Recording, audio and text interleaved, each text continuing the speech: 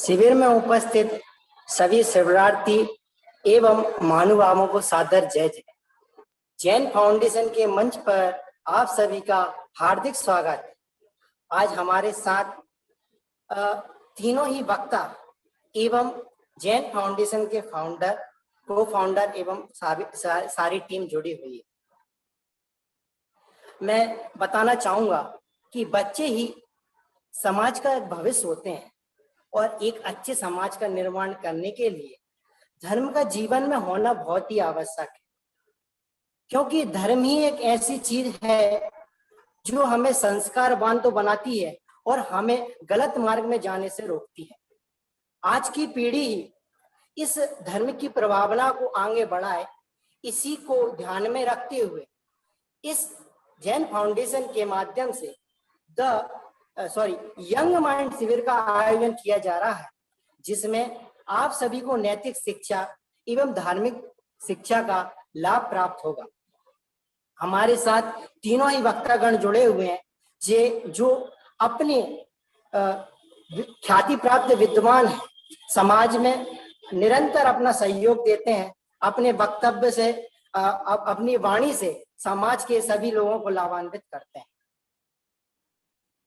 मैं आपको बताना चाहूंगा कि जैन फाउंडेशन के जो फाउंडर आदरणीय रमेश कुमार जी हैं, उनके द्वारा यह हमें मंच प्राप्त हुआ है और जो वक्ता हमारे साथ जुड़े हुए हैं उनके माध्यम से जो हमें ज्ञान प्राप्त होगा वे हमारे जीवन के लिए एक नई दशा प्रदान करेगा।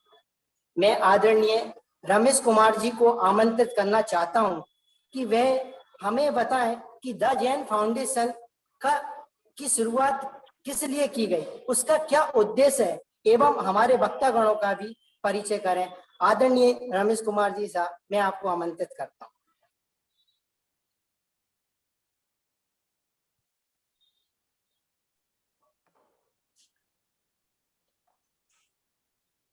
जय Jinendra. It's a great pleasure for me to invite very accomplished three of the speakers, and I'm inviting all the participants today.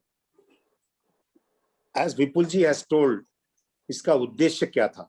जब हमने शुरू किया था कोविड के टाइम में जैन फाउंडेशन, हमारा मेन उद्देश्य था कि कैसे हम युवा लोगों को इस धर्म के साथ जुड़ाए। ये इजी विजन नहीं था, अभी भी बहुत मुश्किल है। हम नहीं कह सकते कि इसमें हमने we have done any great success और अचीव्ड एनीथिंग। हमारा गोल बहुत ही बड़ा है, बट अभी तक हम लोग प्रयत्न कर रहे हैं। अभी तक हमको ऐसा पॉइंट नहीं मिल पा रहा है जहाँ की कैसे हम युवकों को इससे जुड़े, बिकॉज आज के युवक इतने डाइवर्सिफाइड, इतने डिस्ट्रैक्ट हो चुके हैं कि उनको स्पिरिचुअलिटी, रिलीजन सब्जेक्ट से जुड़ाना, और वो भी जैनिज्म जैसा रिलीजन जुड़ाना एक काफी कठिन काम है। खैर, हमने इस काम को आगे लिया है और हो सकता है, मेरा पूरी कॉन्फिडेंस है, उम्मीद है कि इस शिविर के थ्रू हम जुड़ सकेंगे इतने अकॉम्प्लिश स्पीकर के साथ। शिविर का उद्देश्य मेनली आचार, विचार और व्यवहार के आधार पर व्यक्ति के व्यक्तित्व का निर्माण होता है, और जिसका व्यक्तित्व अच्छा होता है वही शासन की प्रभावना कर सकता है। मीन्स आपके वैल्यूज और आप किस दिशा में चल रहे हो, then only your character is build, and the people who have a character can build their personalities, who can governs the community. पांचम काल में, अभी जो पांचम काल चल रहा है के अंत तक, यदि जिन शासन को बनाए रखना है, we are already a very minority small community, Jain धर्म के सिद्धांतों को जन जन तक पहुंचाना है, तो मैं आज की पीढ़ी को जैन धर्म के सिद्धांतों के साथ साथ एक जैन व्यक्ति की जीवन शैली कैसी होती है चाहिए, उससे अवगत कराना होगा। और इसी उद्देश्य को ध्यान में रखते हुए यंग माइंड शिविर का आयोजन रखा गया है। समाज को अपनी वाणी से लाभ प्रदान करने वाले, जिन शासन की प्रभावना के लिए निरंतर तत्पर रहने वाले हमारे तीनों वक्तव्य आदरणीय स्वानुभूति जी, विराट जी शास्त्री जी, प्रतीति जी का आप सभी को लाभ प्राप्त होगा. I am sure you will find immense value in three of the best accomplished speaker. I just met them 15 minutes before, and and all two of them are from Jaipur, and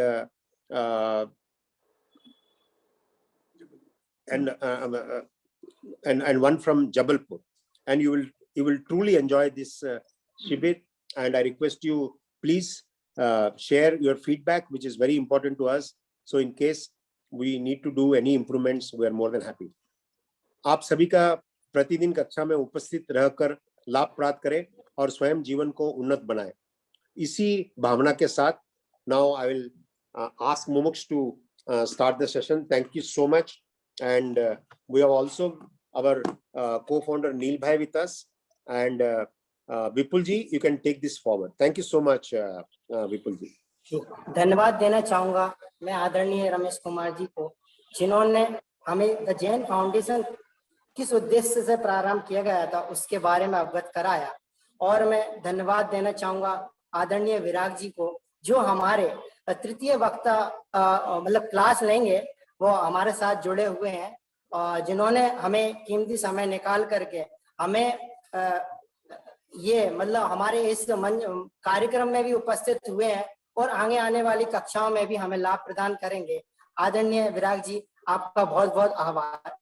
और प्रतीति जी भी हमारे साथ जुड़ी हुई हैं, मैं उनका भी आभार व्यक्त करना चाहता हूं कि जो हमारे लिए, हमारे बच्चों के लिए जिन शासन के तत्वों का ज्ञान देंगे एवं उनके लिए लाभ प्रदान करेंगे. बहुत बहुत आभार आपका, आपने कीमती समय निकाल करके इस उद्घाटन में आप उपस्थित हुए. बहुत बहुत आभार.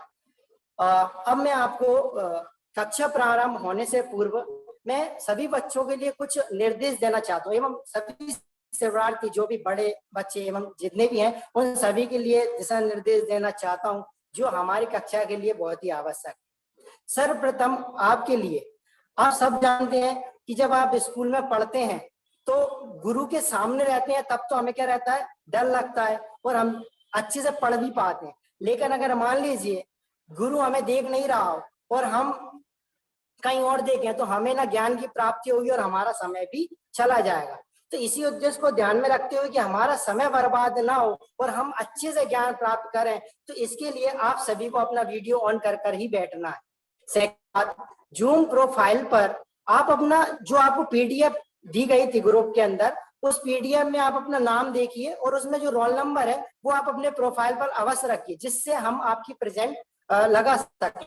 अगर आप फिर भी अगर उसमें आप अगर प्रोफाइल पर अपनी रोल नंबर नहीं लिख पाए तो चैट बॉक्स में आप अपना नाम और उसके साथ रोल नंबर अवश्य डालें, जिससे आपकी प्रेजेंट लग जाएगी.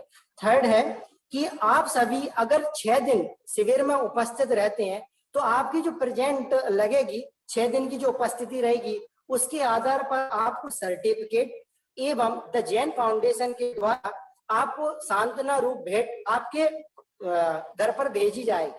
फोर्थ, आपके लिए इस बात का ध्यान रखना है कि अगर आपको कोई भी प्रश्न होता है कक्षा के माध्यम से अथवा विषय में कोई भी प्रश्न होता है तो आप चैट बॉक्स में उसमें टाइप कर सकते हैं अपने प्रश्न को, अथवा अगर आप हैंड रेस भी कर सकते हैं.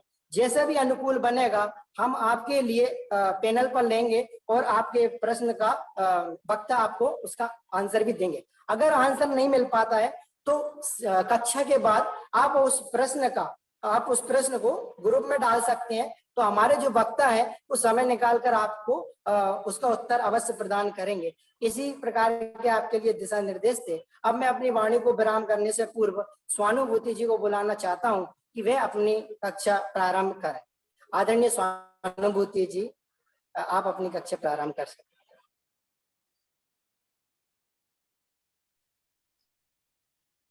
जय जिनेंद्र सभी को. मैं कौन हूँ, आया कहाँ से और मेरा रूप क्या, संबंध दुखमय कौन है, स्वीकृत करूं परिहार क्या.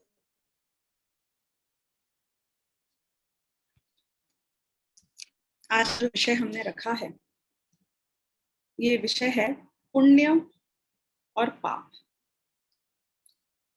विषय की चर्चा तो हम करेंगे, लेकिन पहले शुरुआत करते हैं हमारे आज की इस जिंदगी से, अपनी लाइफ से। हर आदमी को उन चीजों को पहले देखना है और उन चीजों को पहले जज करना है जो मेरे आसपास हो रहा है, जो मुझे इम्पैक्टेड करता है दिन और रात। तो भूल जाओ कि आप धर्म समझ रहे हो, भूल जाओ कि हमें कोई कुछ सिखा रहा है। एक बार से फोकस करके अगर हम इस बात को समझने की कोशिश करें कि मुझे सारी दुनिया में जितने भी मनुष्य नजर आते हैं, जितने भी ह्यूमन बीइंग्स नजर आते हैं, उनमें बहुत वैरायटी है। यानी कि आइडियली यदि हम एक फैक्ट्री के प्रोडक्शन थे तो हमें कोलगेट के टूथपेस्ट की तरह सबको एग्जैक्टली सेम नहीं होना चाहिए था, नहीं?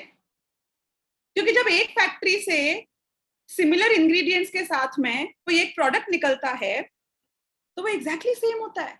It's similar, like looks, size, quantity, shape, colour. लेकिन हमने एक बात नोटिस करी है कि इस दुनिया में कुछ तो इनजस्टिस नजर आता है। और इनजस्टिस हम इसलिए बोल रहे हैं क्योंकि इतने मनुष्य, somebody is born rich, कोई गरीब पैदा हुआ है, कोई अंधा, लूला, लंगड़ा पैदा होता है। ये जो इतनी वैरायटी है कि कोई इतना सुंदर है, कोई इतना बदसूरत है, कोई जब से पैदा होता है हम देखते हैं उसको बेस्ट ऑफ द थिंग्स मिल जाती हैं, और कोई जब से पैदा हुआ है हम ये देखते हैं कि माँ बाप ने छोड़ दिया कचरे के डब्बे में, धक्के खाए दुनिया भर के। तो ये जो हम कोलगेट के टूथपेस्ट की तरह एग्जैक्टली सेम नहीं है, ये जो हम में फर्क है, वो किस कारण से? कभी लॉजिक लगाया तुम लोगों ने? कभी सोचा दिमाग लगाकर? ये तो हार्ड फैक्ट है ना। तो कोई तो बात ऐसी होनी चाहिए जो हमने शायद समझी नहीं। देखो, ब्रॉडली अगर मैं कैटेगराइज करूं तो लाइफ में मुझे जितनी भी सिचुएशंस मिलती हैं, whatever is given to me, वो हम दो कैटेगरी में बांट सकते हैं। एक वो जो हमें अच्छी लगती है, और दूसरी वो जो हमें पसंद नहीं आती है। अब वो अच्छा लगना कभी कम और ज्यादा हो सकता है, और जो पसंद नहीं आता है वो भी थोड़ा कम और ज्यादा हो सकता है। क्योंकि कभी हमें लौकी की सब्जी बनी है, पसंद तो नहीं है पर हम खा लेते हैं, और कभी करेले की सब्जी है जो हम सोचते हैं कि नहीं, ये तो मैं किसी कीमत पे खा ही नहीं सकता हूँ। यानी कि ग्रेड अलग होता है। समझ में आ रहा है तुम लोगों को? अगर कुछ समझ में नहीं आए तो you can raise your hand, okay? और चैट बॉक्स में कुछ लिखना है तो लिख सकते हो। मैं अपनी भाषा को एज सिंपल एज पॉसिबल रखे हुए हूँ, आप लोगों का एज ग्रुप देखते हुए। अगर फिर भी अगर लैंग्वेज में भी कोई वेरिएशन चाहिए हो तो let me know on the chat box, okay? तो अब हम बात कर रहे हैं कि ये जो वैरायटी है दुनिया में, कुछ लोग कहते हैं कि हम जो करते हैं it comes back to me. क्योंकि एक ऐसा साइंटिफिक फैक्ट है कि every action has an equal and opposite reaction. मतलब हम जो कुछ भी करते हैं वो लौट कर हमारे पास आता है। वो बूमरैंग गेम पता है? बूमरैंग, जिसको पता है बहुत बढ़िया, जिसको नहीं पता है गूगल करके फोटो देख लेना। वो बूमरैंग को जब फेंका जाता है तो क्या होता है? वो घूमकर वापस आपके पास लौट के आ जाता है। एक एक्सपेरिमेंट करना है ना, तो और सिंपलर एक्सपेरिमेंट बता रही हूं कि ऊपर देखना है, ऐसे गर्दन ऊपर करके, और थूकना। क्या होगा? आकाश के ऊपर एक बार थूक कर तो देखो, क्या होगा? कि आकाश गंदा नहीं होगा, आकाश को कोई फर्क नहीं पड़ेगा। जितना गंदा और या जितनी गंदगी हम ऊपर की तरफ फेंकेंगे वो वापस हमारे ऊपर ही आ जाएगी। अच्छा एक और, चलो मैं आपको कुछ एग्जांपल्स दे रही हूँ ताकि हम रिलेट करें इस पॉइंट से कि समझो मैं विपुल जी से मिली और विपुल जी ने मुझसे ऐसे बात करी, जय जिनेंद्र स्वानुभूति जी। आपको क्या लगता है मेरा रिएक्शन क्या होगा? हाँ ठीक है, okay, hi bye, see you tomorrow, ऐसा होगा? नॉर्मली यदि उनने मुझसे ऐसे बात करी है, जय जिनेंद्र स्वानुभूति जी, तो मैं भी रिफ्लेक्स में वैसे ही एग्जैक्टली सेम जय जिनेंद्र विपुल जी ऐसे बात करूंगी। और यदि कोई मुझे ऐसे बोलेगा ए स्वानुभूति, तो मैं क्या बोलूंगी? हाँ हाँ ए व्हाटएवर XYZ। नहीं, आप समझ रहे हो मैं क्या समझाने की कोशिश कर रही हूँ? What goes comes back। हम जो देते हैं वो हमारे पास वापस आ जाता है। अब ये जो हम देते हैं और हमारे पास वापस आता है, और बूमरैंग में इमीडिएटली वापस आ जाता है। लेकिन यहाँ पर एक बहुत बड़ी दुनिया है, यहाँ पे एक बहुत बड़ा वर्ल्ड है जो एक मशीन की तरह है।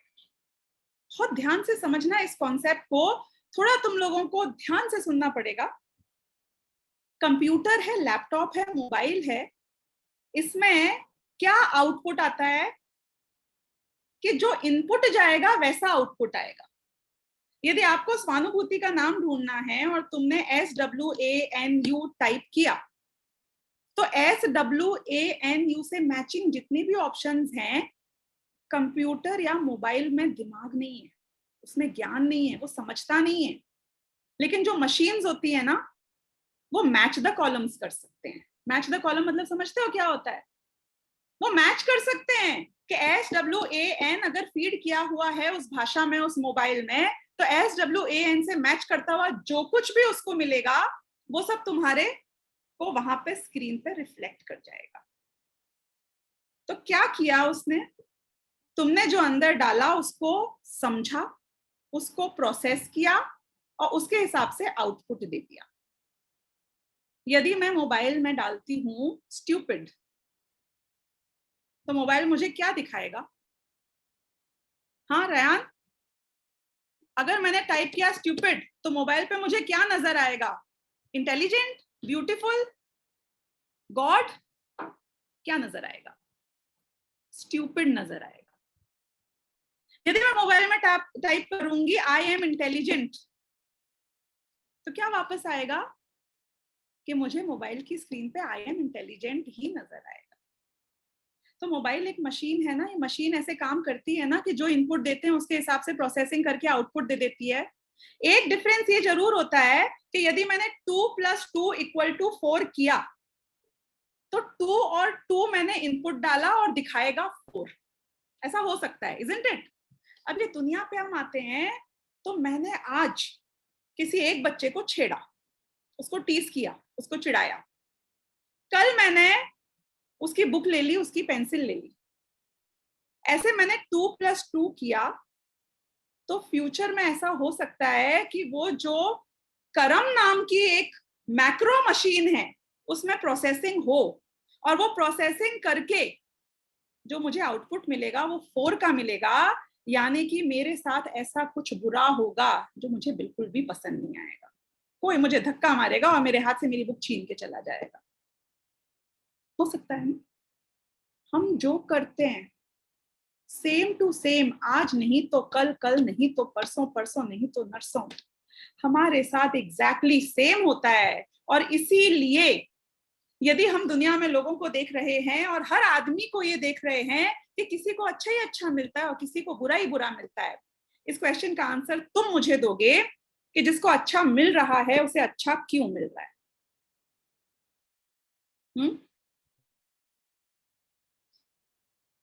जिसको अच्छा मिल रहा है, हाँ स्मिथ, अगर तुमको कुछ अच्छा मिल रहा है तो क्यों मिल रहा है? क्योंकि पिछले जन्म के जो पुण्य किया होता है ना, उस पुण्य का फल हमें अगले जन्म में मिलता है, यानी कि इस वाले जन्म में। जय जिनेंद्र। जय जिनेंद्र, तुम्हारा पॉइंट सही है, लेकिन यहाँ पे जरूरी नहीं है कि पिछला जन्म और ये जन्म से ही काम किया गया हो। ये भी हो सकता है कि आज मैंने गड़बड़ करी और कल मेरे साथ प्रॉब्लम हो जाए। ये भी हो सकता है कि 3 जन्म पहले मैंने कोई प्रॉब्लम करी और इस भव में मुझे उसका फ्रूट मिले। यानी कि टाइम प्रोसेसिंग डिफरेंट हो सकती है, लेकिन होता जरूर है। अब तुमने कहा मैंने पुण्य किया हो, वेरी गुड। इसका मतलब है कि तुम पुण्य का अर्थ समझते हो। I think you must be 8 or 9 year old। Very good. Basically मैंने अच्छा किया। अगर आपको लगता है कि हर आदमी आपकी बेइज्जती करता है, हर आदमी आपकी इंसल्ट करता है, तो आपको पता है कि आपके साथ ऐसा क्यों हो रहा है? क्योंकि आपने भी लोगों की इंसल्ट करी थी। यदि आपको लगता है कि हर कोई व्यक्ति आपसे चीजों को छीन लेता है, आपको लगता है कि हर कोई आपको डोमिनेट कर रहा है, दबा रहा है, परेशान कर रहा है, यू शुड नॉट कंप्लेन। शिकायत मत करो, क्योंकि कल तुमने भी ऐसा किया था। गुजरे हुए कल में एग्जैक्टली सेम किया था। अब एक बात बताना कि जिस वक्त हम कुछ बुरा कर रहे होते हैं उस दिन हमें ये पता हो कि मेरे साथ ऐसा ही होने वाला है, तो ऐसा दुनिया कौन आदमी है जो पाप कर सकता है? आज मैं यदि कोई चोरी करूं और मुझे इस बात का विश्वास हो कि यदि मैंने किसी से 4 चॉकलेट चुराई हैं, तो मेरी 4 चॉकलेट डेफिनेटली कोई ना कोई चुरा। अब बोलो, एक आदमी वो अब हाथ ऊपर कर तो बोलेगा फिर भी मैं चुराऊंगा। 4 जन के 5 जन के हाथ ऑलरेडी हाथ है ऊपर, नीचे करने तो नीचे कर लेना, फंस जाओगे। यदि मुझे आज ये हो कि ये व्यक्ति जो किसी बिजनेस में किसी और आदमी के पैसे दबा के बैठा है, एग्जैक्टली कोई और व्यक्ति थोड़े ही टाइम बाद इसके पैसे दबा लेगा, इसको नहीं देगा।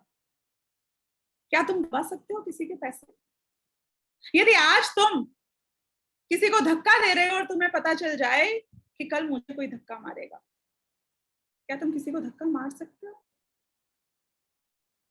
अब एक बात बताऊं, जो लोग नॉनवेज खाते हैं, यदि ये इतनी सी बात जो तुम सब लोग को समझ में आ रही है क्योंकि तुम लोग सी गर्दन हिला रहे हो, नॉनवेज खाने वाले को यदि आज ये बात समझ में आ जाए कि मैंने ये जो चिकन खाई है ना, ये चिकन एक एक्शन है और इक्वल और ऑपोजिट रिएक्शन इसका ऐसा होगा कि अब मैं चिकन बना और एग्जैक्टली ऐसे ही मुझे खाया जाएगा। कोई है जो चिकन खा सकता है? पॉसिबल है? ये दुनिया में एक भी पाप और पापी नहीं बचेगा यदि सिर्फ इतना सा फैक्ट लोगों की समझ में आ जाए कि मैं जो आज कर रहा हूं एग्जैक्टली ऐसा मेरे साथ होने वाला है। यदि आज किसी प्यासे को पानी पिलाया है ना, तो एक बात समझना, जिस दिन तुमको प्यास लगेगी उस दिन तुमको पानी कोई पिला देगा, तुम्हें पानी मिल जाएगा।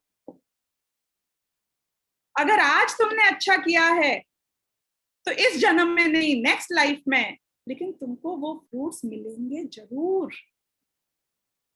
तो एक बात तो समझ में आ गई कि ये दुनिया में जो कुछ हो रहा है वो पुण्य और पाप की वजह से हो रहा है। जो कुछ अच्छा बुरा लगता है वो पुण्य और पाप की वजह से लगता है। अब हम नेक्स्ट पॉइंट पे पहुंचते हैं। यदि एक बच्चा आपको धक्का दे देता है तो आपको कौन बुरा लगता है उस वक्त? वो बच्चा बुरा लगता है जिसने धक्का दिया है, पर आपको धक्का किसी ने दिया, उसका रियल कारण कौन है? वो बच्चा है जिसने धक्का दिया है कि आपके पाप का उदय है जिसके कारण आपको धक्का लगा है? पाप का उदय है ना।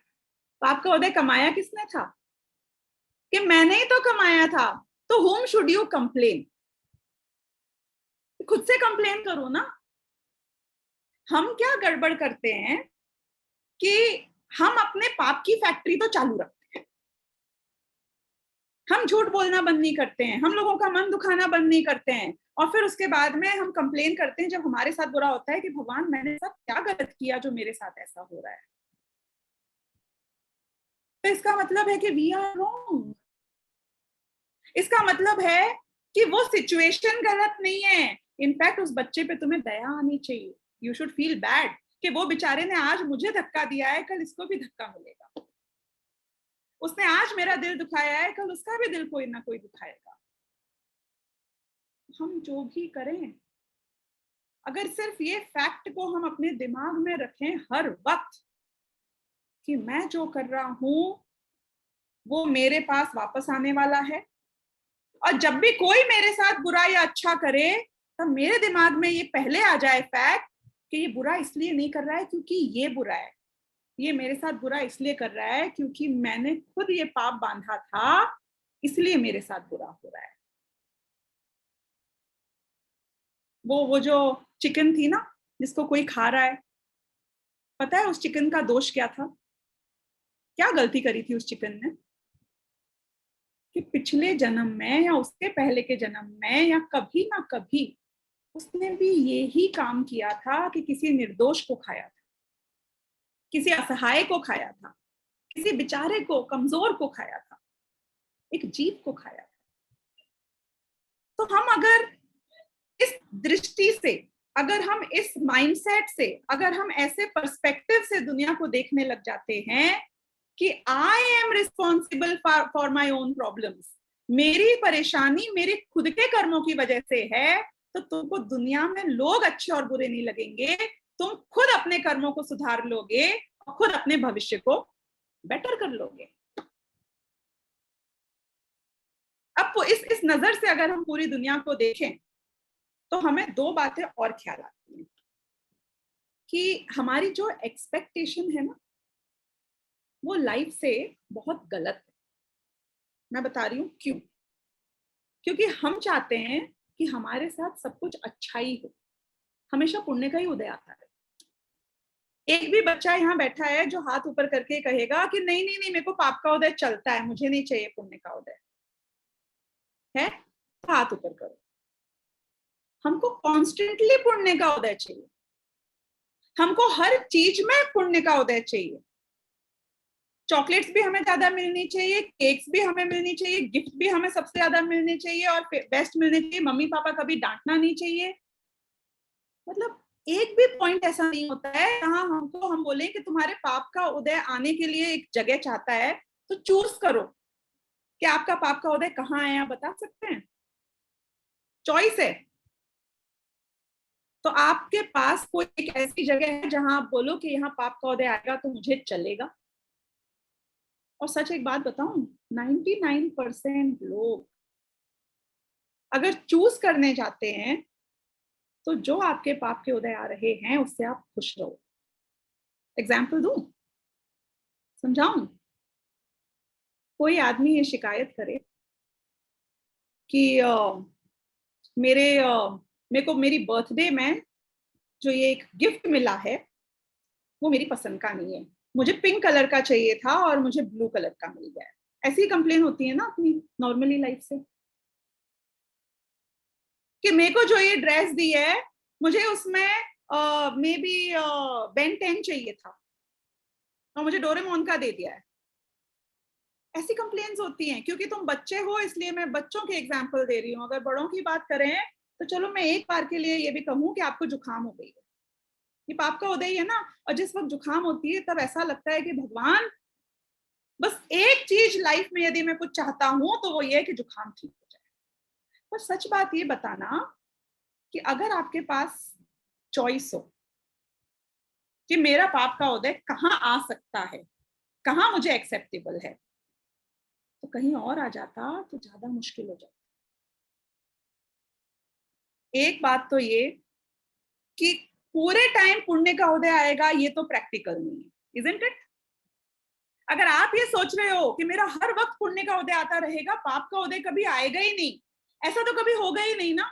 यदि आप ये चाहो कि हमेशा हाई टाइड रहे, लो टाइड कभी होगा ही नहीं, पॉसिबल ही नहीं है। आप ये चाहो कि सूरज हमेशा उगा रहे, रात कभी हो ही नहीं, तो पॉसिबल ही नहीं है ना। ये तो सब साइकिल है नहीं, क्योंकि तुमने हमेशा पुण्य किया था क्या आज तक, जो तुम ये सोच रहे हो कि तुम्हारे साथ हमेशा अच्छा ही होगा? जब मैंने 80% पाप और 20% पुण्य किया है तो मेरी एक्सपेक्टेशन ये कैसे हो सकती है कि मेरा 80% पुण्य हो और इसे 20% पाप का हो जाए? चलो वो अलग मैटर है कि हम आज से सुधारेंगे। अब हम इस मैटर पे आते हैं कि ये साइकिल है, यानी कि दिन के बाद रात आएगी, रात के बाद दिन आएगा, राइट। हाई टाइड के बाद लो टाइड, लो टाइड के बाद हाई टाइड, पुण्य के बाद पाप, पाप के बाद पुण्य, और at any given point in time कुछ एरियाज में पुण्य का उदय चलेगा और कुछ एरियाज में पाप का उदय चलेगा। अब मैं मेरी बात करती हूँ, ठीक है, कि मैं अभी चूज कर रही हूँ कि मेरे कौन से पुण्य का उदय है और कौन से पाप का उदय है। तो मेरे पाप का उदय है कि मुझे जुकाम हो गई। अब यदि मैं यहाँ पे पॉजिटिव एस्पेक्ट देखूं तो मेरे कितने पुण्य का उदय है कि मुझे कोरोना वायरस नहीं हुआ, सिर्फ जुकाम हुई है, और ये जुकाम तो 3 दिन में ठीक हो जाएगी। नहीं, अच्छा मुझे जुकाम हो गई, कितने पुण्य का उदय है कि मुझे जुकाम हो गई है, लेकिन मेरे फ्रैक्चर नहीं हुआ है हाथ पैर में। आप समझ पा रहे हो मैं क्या कह रही हूँ? कुछ लोग दुखी होते हैं कि हमारा बिजनेस में लॉस हो गया 50 लाख रुपए का। मैं उनसे एक बात पूछती हूँ कि तुम अभी दिन रात इसलिए दुखी हो और टेंशन में हो कि बिजनेस में मेरे 50 लाख रुपए का लॉस हो गया है।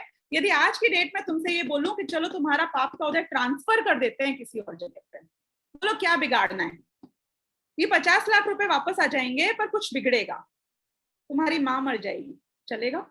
पॉइंट हम ये डिस्कस करके समझने की कोशिश कर रहे हैं कि हमारे साथ जो कुछ भी हो रहा है वो हमने पहले किया था, उसके कारण हो रहा है। और यदि हमारे पास चॉइस है कि वो पाप का उदय या पुण्य का उदय जो हमारे लाइफ में अभी हमें नजर आ रहा है, उसमें हमारे पास चॉइस होती कि मैं इसको सब्स्टिट्यूट कर दूं, तो आप कहाँ सब्स्टिट्यूट करते?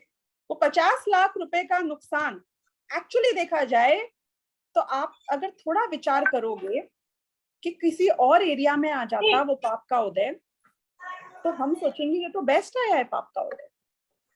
50 लाख का नुकसान तो बहुत बढ़िया बात है। क्यों? क्योंकि पैसा गया है, मैं तो सही सलामत हूं, मेरे हाथ पैर सही सलामत हैं, मेरा परिवार खुश है, मेरे बच्चे खुश हैं। तो अब प्रॉब्लम ये होती है कि हमारी एक्सपेक्टेशन बहुत हाई है।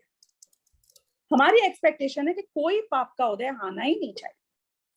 हमारे अगर ये छोटी सी उंगली में एक इतनी सी सुई चुभ जाती है तो हम क्या करते हैं? पूरे दिन सिर्फ वो उंगली में जहां सुई चुभी थी उसका जाप जपते हैं, उसका ध्यान करते हैं, उससे दुखी होते हैं। उसी वक्त तुम कितने फॉर्चुनेट हो कि तुम्हें खाना मिलता है, तुम्हारे यहाँ पे गर्मी में भी एसी चालू है, तुम्हारा घर है, तुम्हें लविंग पेरेंट्स मिले हुए हैं, लेकिन हमें किसी की कीमत ही नहीं है। हमारा पूरा ध्यान कहाँ है? उस एक उंगली के नोक पर जहां पर सुई चुभ गई। क्या होता है कि यदि मैं आपको एक खाली पेपर दिखाऊं और उस खाली पेपर पे बीच में एक काला सा धब्बा करके दिखाऊं, नॉर्मली आप क्या देखोगे?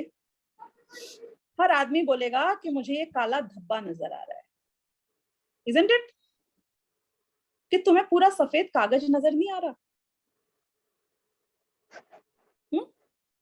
वो जो पाप का उदय होता है वो एक काला धब्बा होता है।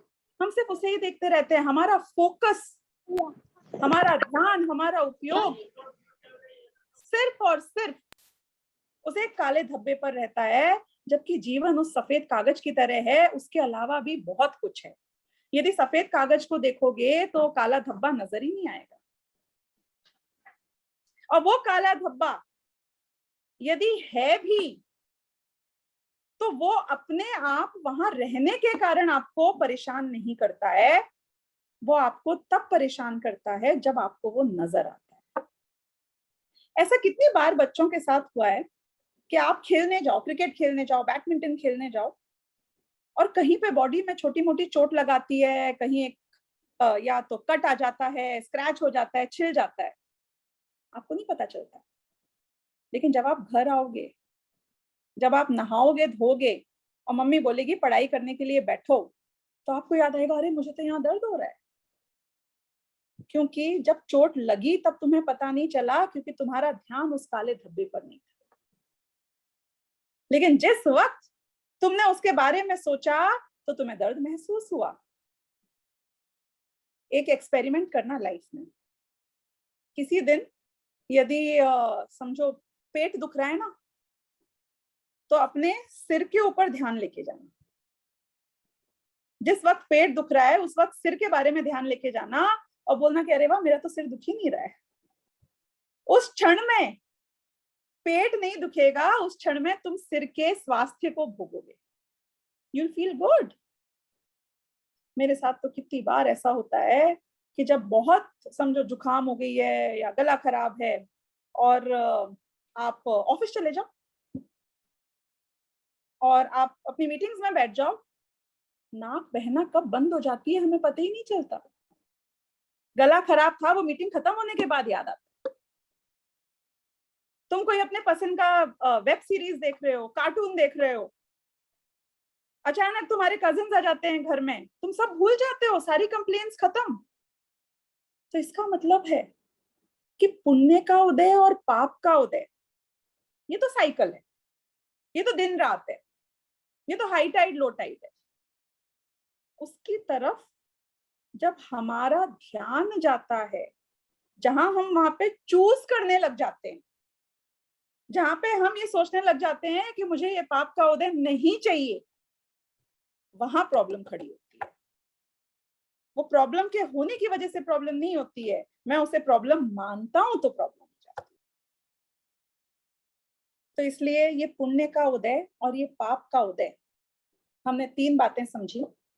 पॉइंट नंबर 1 कि जो मैंने किया था वो ही ये पुण्य और पाप के उदय के रूप में मुझे सिचुएशंस में प्राप्त हो रहा है। What I get is what I had given in the past. That's what I had earned in the past. देखो, फ्रिज में यदि हम दूध रखेंगे तो जब फ्रिज खोलेंगे तो क्या मिलेगा? फ्रिज में से आइसक्रीम मिलेगी, दूध ही मिलेगा ना। तो जब हमने पाप किए हैं तो हमारे जीवन में हम कैसे संयोगों को देख पा रहे हैं कि जो हमने फ्रिज में रखे थे तो हमें वो ही मिल रहा है। तो पॉइंट नंबर 1 तो हमने ये सीखा कि तुम दुनिया में किसी और को अपने अच्छे और बुरे संयोगों के लिए या अपने अच्छे और बुरे सर्कमस्टेंसेस के लिए ब्लेम मत करो, अपने आप को ब्लेम करो, क्योंकि तुमने जो गलती की थी उसकी सजा तुमको मिल रही है और तुमने जो अच्छे काम किए थे उसका रिवॉर्ड तुमको मिल रहा है। एक बच्चा था, उसने रेस में पार्टिसिपेट किया, खूब जोर से भागा, लेकिन लास्ट आया। अब जब अवार्ड देने की बारी आई तो रोने लग गया। वो रोने लग गया कि मुझे तो प्राइज ही नहीं मिला है। कि तुझे प्राइज क्यों नहीं मिला?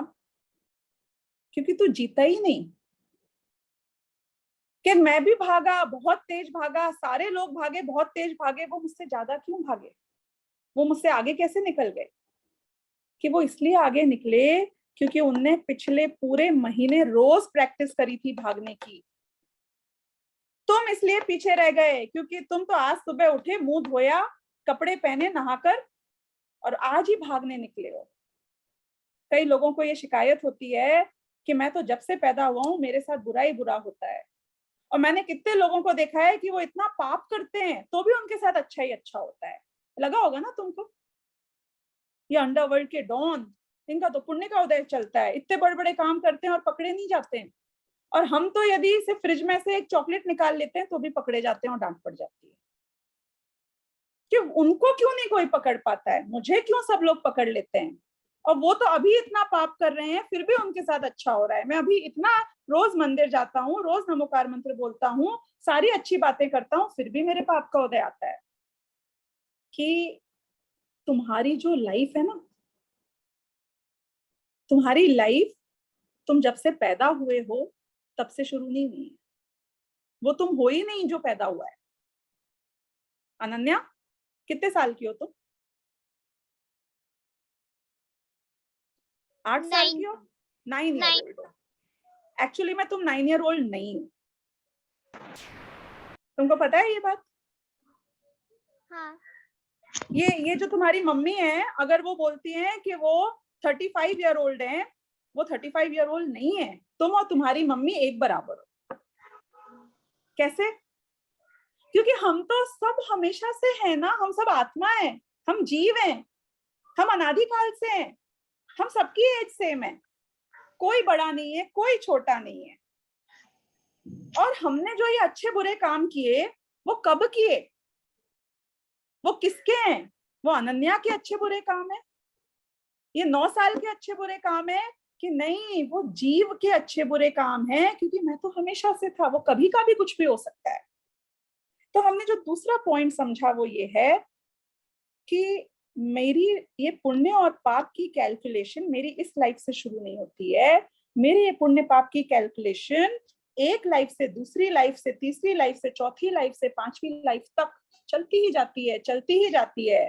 तो यदि मुझे ऐसा लगता है कि आज मैंने किसी को धोखा दे दिया तो क्या हुआ, यदि मैं 2 साल बाद मर गया तो मैं बच गया?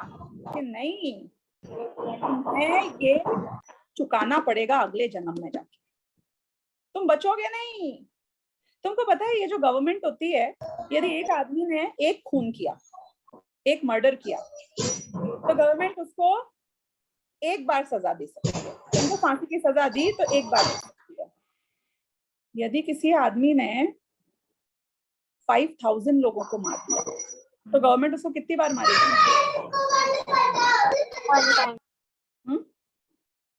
गवर्नमेंट उसको कितनी बार मार सकती है? एक ही बार, एक ही बार मार सकती है। इसलिए ये जो अंडरवर्ल्ड वाले लोग हैं वो पता है क्या करते हैं, पहले किसी आदमी से एक खून करवा देते हैं, फिर उसको ये बोलते हैं देख तू पकड़ा जाएगा तो तू तो मरेगा, गवर्नमेंट तो देखो फांसी की सजा देने वाली है, अब तू आराम से मार जितने लोगों को मारना है, क्योंकि अब तू और 500 लोगों को भी मार देगा तो भी गवर्नमेंट तो चाहे एक की सजा दे खून की या 500 खून की सजा दे, गवर्नमेंट उससे आगे बढ़ नहीं सकती है।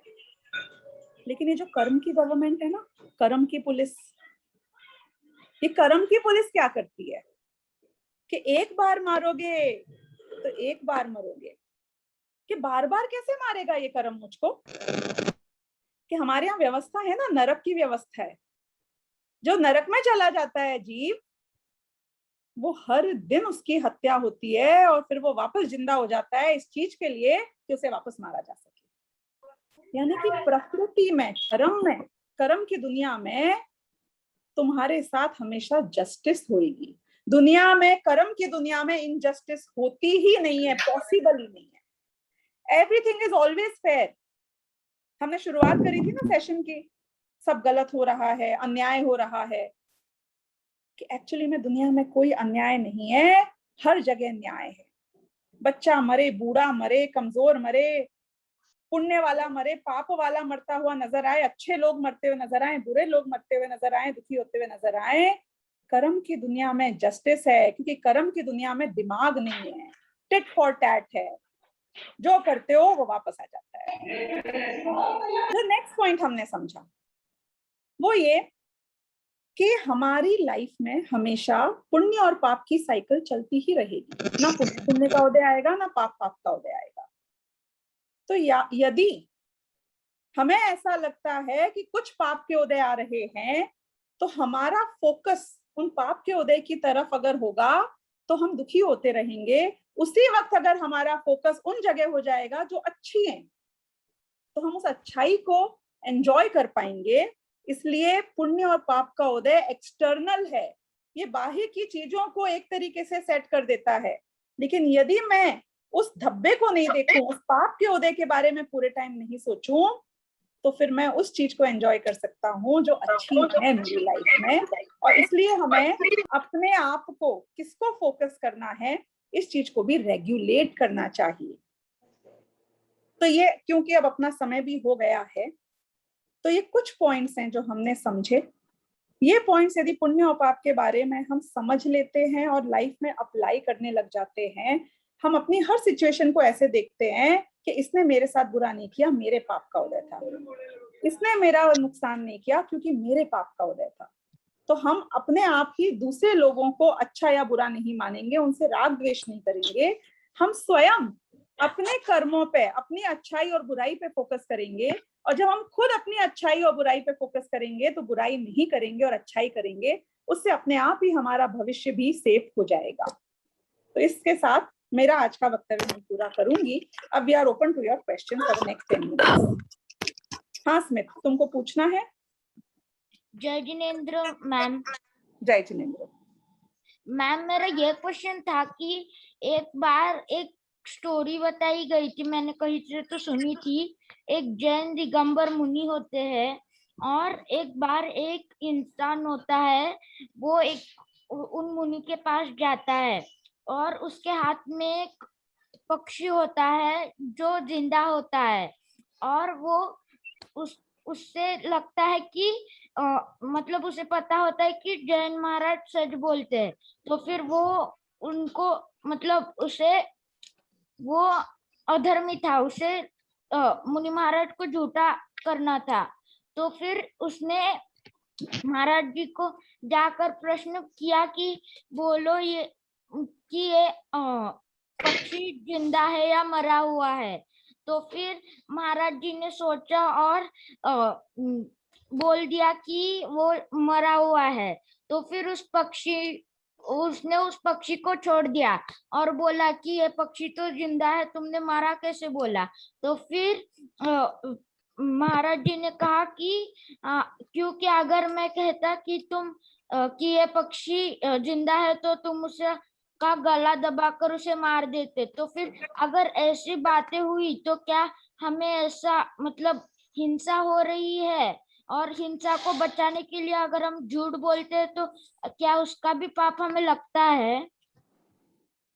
देखो, अगर तुम्हारे पास में 20 रुपीज है, ठीक है, और वो 20 रुपीज से तुम बिजनेस करते हो, क्योंकि तुम 20 रुपीज से 40 रुपीज कर लोगे। अब वो बिजनेस करने के टाइम तुमको 10 रुपी स्पेंड करने पड़ते हैं। बिजनेस करने के लिए खर्चा भी होता है ना, आपको ऑटो से, बस से, रिक्शे से कहीं जाना पड़ेगा।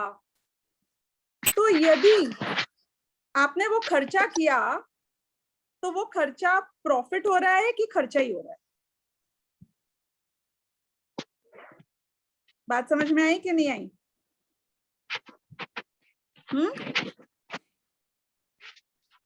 तो यदि तुमने जो खर्चा किया वो खर्चा तो खर्चा ही है, वो बात अलग है कि उसके सामने प्रॉफिट भी हो रहा है।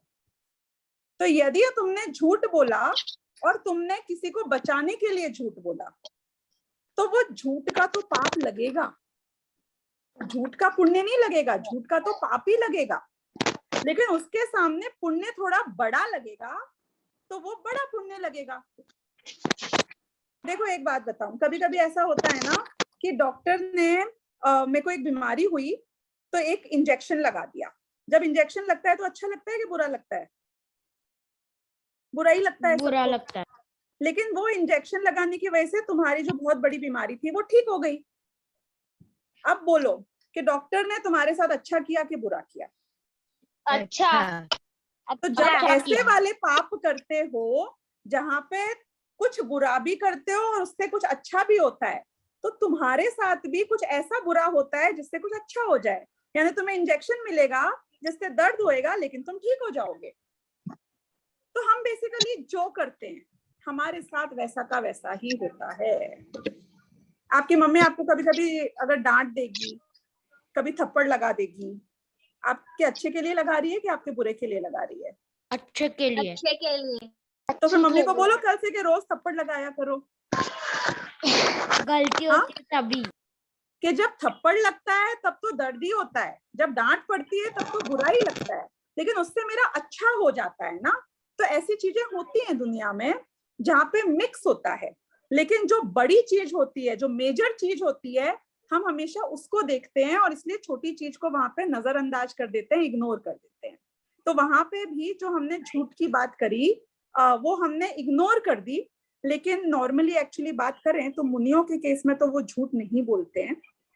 ये आपको बच्चों को सिखाने के लिए कहानियां बोल दी जाती हैं, लेकिन गृहस्थ होते हैं वो झूठ भी बोल सकते हैं, वो गलत भी कर सकते हैं, सही भी कर सकते हैं। जो मुनि होते हैं, जो साधु होते हैं, वो बहुत ऊपर के लेवल के होते हैं। वो अलग तरीके से बात करते हैं और ये सब्जेक्ट हम तुमको तब सिखाएंगे जब और 5 साल बाद तुम थोड़े और बड़े हो जाओगे। सो मैम एक और क्वेश्चन सुहानी जैन का हम लोग ले सकते हैं? जय जिनेंद्र। जय जिनेंद्र मैम। हाँ बोलो।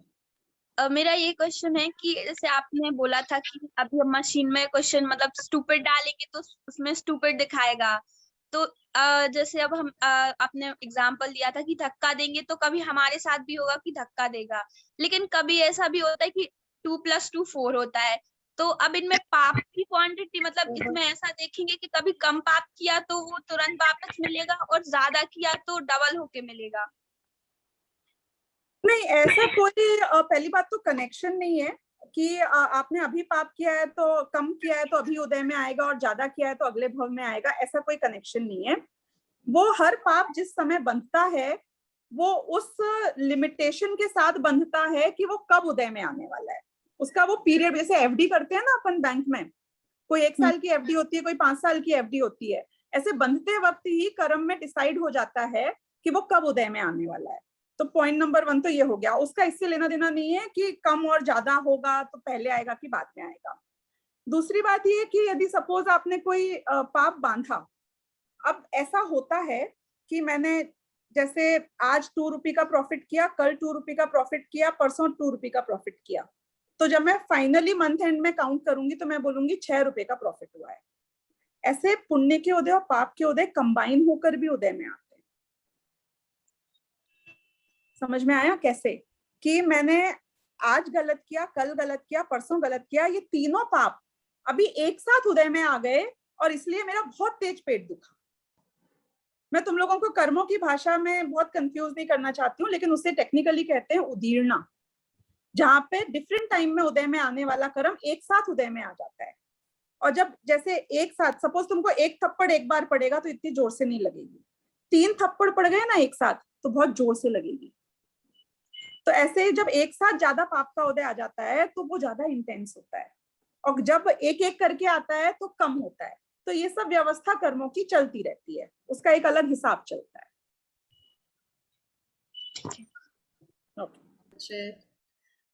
मैम 2 क्वेश्चन और ले सकते हैं क्या हम? हाँ श्योर। ठीक है। रिवांश जैन, बहुत देर से आपने हाथ उठाया हुआ है, आप अनम्यूट करें अपने आप को।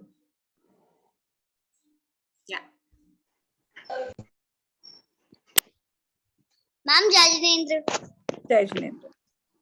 मैम मेरा ये प्रश्न था कि मेरे को लगता है कि अपन जो बुरे कर्म करते हैं और जो अच्छे कर्म करते हैं तो वो कौन डिसाइड करता है? कि जैसे वो गॉड डिसाइड करते हैं कि उन कर्मों में से कितने कर्म अच्छे हैं तो उनका अपन को क्या रिवॉर्ड मिलेगा, और जो बुरे कर्म है उनका अपन को क्या सजा मिलेगी। तो मेरे को लगता है कि जो अपन जो कर्म करते हैं ना, दोनों कर्म मतलब बुरे भी और अच्छे भी, दोनों पहले तो मिक्स होते हैं, फिर गॉड के पास जाते हैं और फिर गॉड देखते हैं कि उनमें से कितने कर्म अच्छे हैं तो और कितने कर्म बुरे हैं, तो उसी के हिसाब से हमको रिवॉर्ड और वो मिलता है, पनिश।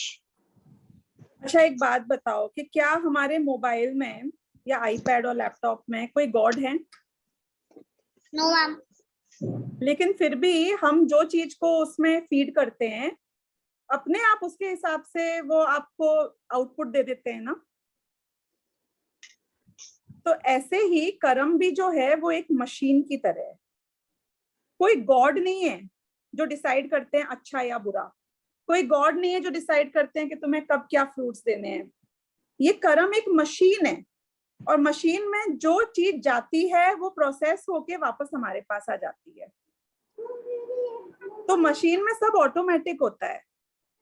जैसे लैपटॉप में या मोबाइल में कोई ऐप में जाओगे, जैसे तुम गूगल मैप में गए तो तुमने तो टाइप किया एक एड्रेस और फिर गूगल मैप अपने आप, कोई गॉड नहीं है वहां, लेकिन अपने आप आपको पूरा रास्ता बता देगा, यहाँ से वहां तक ट्रैफिक बता देगा, क्योंकि वो सिर्फ मैचिंग की भाषा समझता है। ऐसे कर्म भी मैचिंग की भाषा समझते हैं, कोड की भाषा समझते हैं। तो हम जैसी फ्रीक्वेंसी देते हैं ना उनको कर्मों को, हमने यदि बैड फ्रीक्वेंसी दी तो वो बैड फ्रीक्वेंसी को कर्म नहीं समझता है बैड है कि गुड है, वो सेम फ्रीक्वेंसी तुमको वापस दे देता है। तुमने जैसे आकाश पे थूका, आकाश को थोड़ी पता है कि तुम थूक रहे हो, लेकिन जब तुम्हारे पास वापस वो थूक आ जाएगी, तुमने बॉल ऊपर फेंकी तो तुम्हारे ऊपर बॉल गिर जाएगी, और तुमने फ्लावर्स अपने ऊपर फेंके अपने ऊपर तो वो फ्लावर्स ही तुम्हारे ऊपर आ जाएंगे। तो वो क्या तुम्हारे ऊपर क्या आ रहा है वो किस पे डिपेंड करता है कि एग्जैक्टली जो तुम ऊपर फेंक रहे हो उस पर डिपेंड करता है। तो तुम कैसे भाव कर रहे हो वो फ्रीक्वेंसी को मैच करता है कर्म, और एग्जैक्टली वो सेम चीज तुमको वापस दे देता है। बूमरैंग है कर्म, वापस आ जाता है लौट के तुम्हारे पास एग्जैक्टली। अब वो बूमरैंग को गॉड थोड़ी फेंकता है हमारे पास वापस। तो ऐसे जो भी हम करते हैं वो अपने आप हमारे फ्यूचर में एज इट इज हमारे पास वापस आ जाता है। उसको कर्म समझ नहीं पाता है, कर्म में ज्ञान नहीं है, वो नहीं समझ पाता है कि अच्छा है कि बुरा है। तो कोई क्लासिफिकेशन नहीं होता है, एग्जैक्टली सेम होता है। समझ में आया मैम? मतलब अगर अपन ने जैसे किसी अगर अपन ने स्काई में कुछ भी फेंका तो वो अपने वापस आता है, पर थोड़ी देर बाद आता है, तो वो अपना फ्यूचर हो जाता है। तो अपना देर बाद अपना फ्यूचर हो जाता है। Right right. देखो तुम बहुत ज्यादा जोर से कोई चीज को आकाश पे फेंकोगे तो ज्यादा टाइम बाद भी आ सकती है। तो ऐसे ही ये जो हम कर रहे हैं वो कितने टाइम बाद आएगी वो अलग तरीके से प्रोसेसिंग होती है, लेकिन आएगी। अभी हमको ये जानना बहुत जरूरी है। मतलब वो वापस तो आती है चाहे हाँ पहले आए। राइट ये बहुत इंपॉर्टेंट है समझना कि वापस तो आएगा, मैं बचूंगा नहीं। जिसने 10 चिकन खाए हैं उसे 10 बार खुद मरना पड़ेगा। इसमें उससे उसे कोई नहीं बचा सकता है। जय जी, मेरा यह क्वेश्चन है कि जो तीर्थंकर होते हैं वो यानी बहुत ज्यादा उनका परिक्रय होता है, 96,000 रानियां वगैरह होती हैं और बहुत सारा यानी उनका बहुत ज्यादा परिक्रय होता है, और उन जो तीर्थंकर होते हैं उनका तो बस लास्ट भाव होता है ना जो, तो उनको तो वो पाप मिलता नहीं है। तो ऐसा क्यों होता है? उन्हें इतना बहुत अच्छा परिक्रय किया क्वेश्चन है, पाप। बहुत अच्छा क्वेश्चन है कि जिनके भी लास्ट भव होता है जिसमें वो खुद मोक्ष जाने वाले हैं, उस लाइफ टाइम में उनने जो कुछ भी किया है वो कैसे कब फल देता है। ये इस बात से हमें ये बात पता चलती है कि पुण्य पाप से एक्चुअली हमें डरने की आवश्यकता नहीं है, क्योंकि जिस दिन हम समझ जाएंगे कि ये पुद्गल के कर्म ये डिसाइड नहीं कर सकते हैं कि मैं खुश रहूंगा कि मैं दुखी, उस दिन ये हमारा कुछ नहीं बिगाड़ सकते हैं। ये एक्चुअली नेक्स्ट लेवल की बात थी जो मैंने सोची थी आज लूंगी, पर आई थिंक क्योंकि हमें इतना टाइम नहीं था तो मैंने नहीं लिया। जो मैं ये सक्सेस की डेफिनेशन कर लूंगी ना उसमें मैं ये वाला पॉइंट कवर करूंगी क्योंकि इट्स वेरी इंपॉर्टेंट। थोड़ा सा हो सकता है कि बहुत छोटे बच्चों को थोड़ा सा हाई लेवल लगे ये वाला पॉइंट, लेकिन फिर भी for the good of everybody मैं ये कल पॉइंट डेफिनेटली लूंगी कि ये दुनिया पुद्गल की दुनिया, ये मशीन की दुनिया, ये जिसमें दिमाग नहीं है, जो जीव नहीं है, ये डिसाइड नहीं कर सकते हैं कि मैं खुश रहूंगा कि मैं दुखी रहूंगा। मैं खुद डिसाइड कर सकता हूँ। और इसलिए जब मैं जो तप करते हैं ना, जो तीर्थंकर आदि या जो लोग उसी भव से भगवान बनते हैं, वो लोग जो तप करते हैं उसमें वो ऐसा रेजिस्टेंस करते हैं कि बिल्कुल उनका इम्पैक्ट 0 हो जाता है, और उस 0 इम्पैक्ट की वजह से बिना उसका फल मिले वो सारे कर्मों को नष्ट कर देते हैं। ये एक स्पेशल प्रक्रिया है जो हमें समझनी पड़ेगी कि कैसे हो सकती है। तो ये हमारा नेक्स्ट लेवल रहेगा और मैं कल के लेक्चर में कोशिश करूंगी कि इसको थोड़ा डिटेल करके समझा पाऊं। ओके, थैंक यू दीदी। या जय जिनेंद्र। जय जिनेंद्र। बहुत बहुत धन्यवाद। जय जिनेंद्र। जय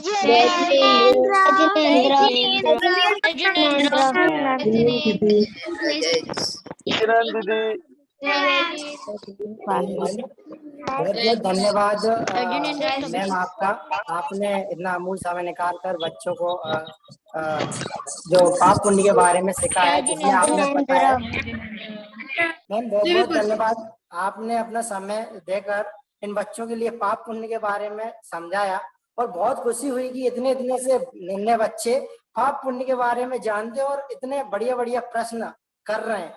जैसा कि एक बड़े ऐसा लगता है कि जैसे कोई एक युवा व्यक्ति प्रश्न कर रहा हो, लेकिन इतने बच्चे इतने होशियारी से, वो एक बच्चे ने तो कहानी सुनाई महाराज जी की और इतना अच्छा प्रश्न किया, तो बहुत खुशी होती है कि ये बच्चे आगे जाकर के हमारे जिन शासन की प्रभाव न करेंगे।